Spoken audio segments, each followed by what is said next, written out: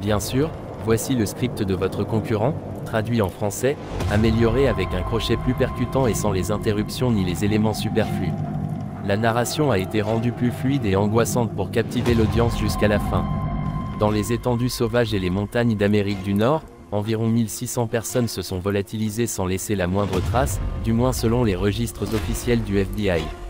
Mais un homme, James Townsend, prétend savoir ce qui leur est arrivé, car il a lui-même failli rejoindre les rangs de ces disparus. L'histoire qu'il a racontée est absolument terrifiante. James appelle la chose qu'il a rencontrée le « way to gay », affirmant que cela correspond parfaitement aux descriptions des tribus amérindiennes locales. Way to gay se traduit par « créature mangeuse d'hommes ». Selon James, contrairement à la description des anciens Amérindiens, ces créatures sont devenues plus intelligentes au cours du siècle dernier, ce qui les a rendues infiniment plus dangereuses pour les humains. Elles ont également appris à se cacher, ce qui explique pourquoi le nombre de disparitions augmente à un rythme alarmant chaque année. Voici son histoire.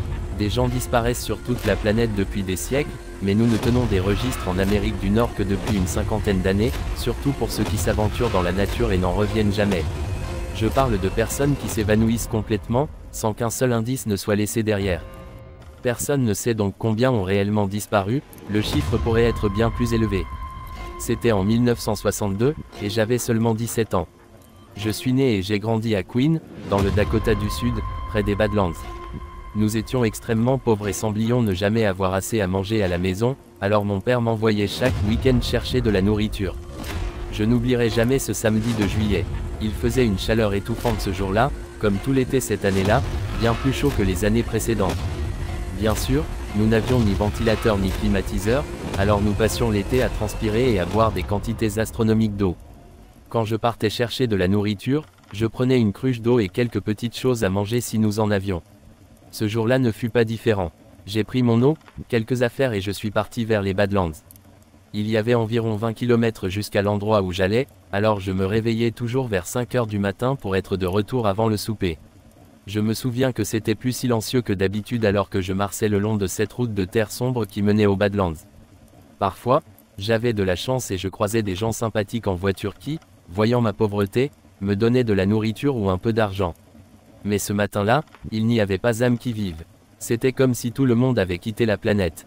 J'ai ressenti un malaise que je n'avais jamais connu auparavant et que je n'ai jamais ressenti depuis. Arrivé aux Badlands, j'ai commencé à fouiller la zone comme d'habitude, à la recherche de légumes ou de plantes sauvages, et peut-être de petits mammifères à attraper. J'ai passé la majeure partie de la journée sans grand succès.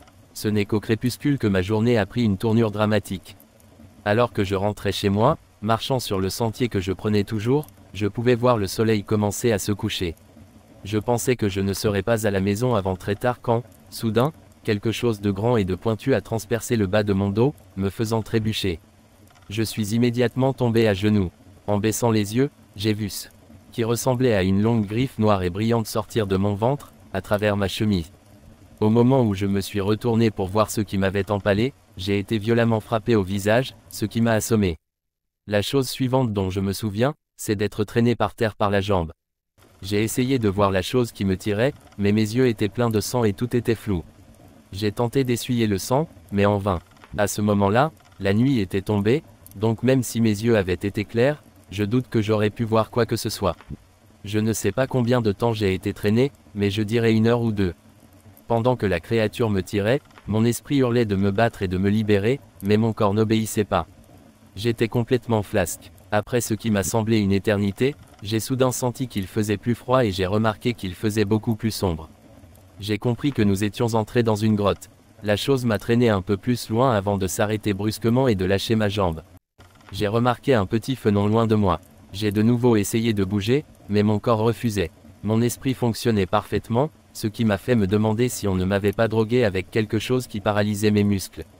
Alors que j'étais allongé là, me demandant ce qui allait se passer, une odeur de chair en décomposition a frappé mes narines et j'ai commencé à avoir des hauts le cœur. Le côté gauche de mon corps me faisait un mal de chien alors que je me souvenais d'avoir été poignardé dans le dos et de la griffe sortant de mon ventre. Je me suis évanoui quelques minutes plus tard et j'ai commencé à faire les rêves les plus effrayants de ma vie. J'étais assis près d'un feu de camp, me regardant de l'autre côté du feu, suspendu la tête en bas et écorché vif par une sorte de bête que je n'aurais jamais pu imaginer. La chose utilisait un couteau rudimentaire pour retirer la peau de mon corps. Je me suis regardé hurler de douleur encore et encore alors que la vie me quittait. Dans mon rêve, j'ai remarqué plusieurs autres corps autour du feu de camp, eux aussi dépouillés de leur peau. Je ne sais pas combien de temps j'ai dormi, mais j'ai été réveillé par un grand vacarme. Je pouvais maintenant bouger légèrement la tête et voir, malgré ma vision floue, deux silhouettes sombres qui semblaient se battre. Le combat a duré plusieurs minutes, puis l'une est tombée au sol, et l'autre s'est agrippé le cou et a commencé à se débattre violemment comme si elle était gravement blessée. Tout ce à quoi je pouvais penser, alors que les larmes coulaient sur mon visage, était « Je suis le prochain ».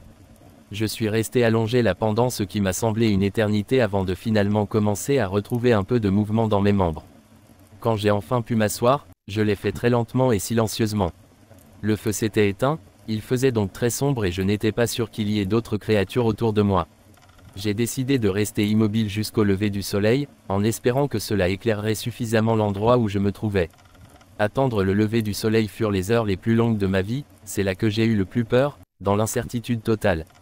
Quand le soleil s'est enfin levé, ce que j'espérais s'est produit, il a éclairé la grotte juste assez pour y voir.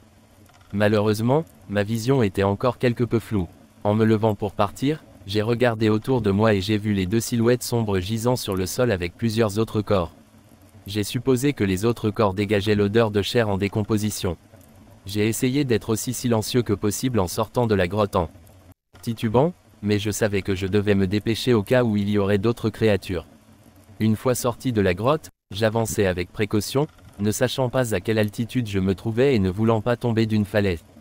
J'ai avancé à tâtons du mieux que je pouvais, ne distinguant que des formes sans aucun détail. J'ai marché pendant des heures, franchissant plusieurs montagnes et traversant plusieurs rivières avant d'atteindre enfin une route de terre. Une fois sur la route, je me suis littéralement allongé au milieu et je me suis évanoui d'épuisement.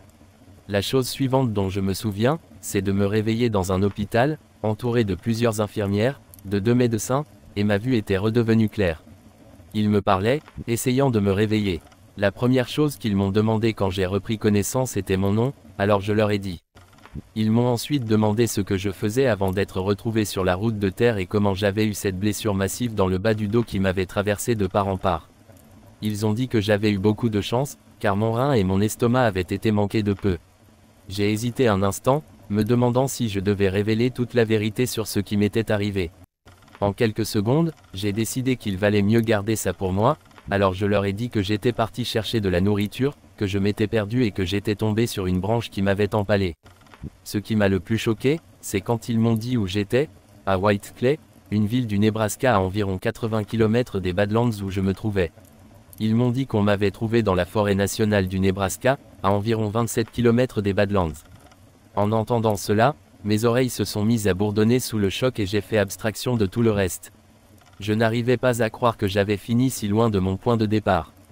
L'hôpital a finalement contacté mes parents, qui ont dû se faire conduire par un ami pour venir me chercher, car ils n'avaient pas de voiture. Bien sûr, la première chose qu'ils m'ont demandé, c'est ce qui s'était passé. Encore une fois, je leur ai menti. Je n'étais pas encore prêt à dire la vérité à qui que ce soit. Je n'étais même pas sûr de ce qui s'était passé et je voulais clarifier les choses dans ma tête avant d'en souffler un mot. Il a fallu quelques semaines avant que tout redevienne normal, et j'ai alors décidé de dire à mes parents la vérité. À ce jour, je ne suis même pas sûr qu'ils me croient, mais je m'en fiche. Avec le temps, l'histoire de ce qui m'est arrivé s'est répandue dans notre ville. 1 an plus tard, un chef tribal amérindien de l'une des tribus Lakota locales que j'avais toujours vu en ville est venu me voir et m'a dit qu'il voulait me parler de ce qui s'était passé. J'ai accepté, il m'a emmené au restaurant du coin, m'a offert à déjeuner et m'a fait raconter l'histoire. Il est resté assis là, écoutant attentivement, sans jamais paraître choqué ou surpris pendant que je lui exposais toute l'histoire en détail. Ce n'est qu'à la fin que ce qu'il m'a dit m'a terrifié. Il a dit, « Jeune homme, tu as beaucoup de chance d'être en vie. Ce qui t'a poignardé par derrière et t'a traîné dans cette grotte, c'est ce que nous appelons le Wai-Tugay. Cela signifie créature mangeuse d'hommes. Elles existent depuis très longtemps. Les histoires de ces créatures enlevant et mangeant les jeunes de nos tribus se transmettent de génération en génération. Avec le temps, elles semblent devenir plus intelligentes.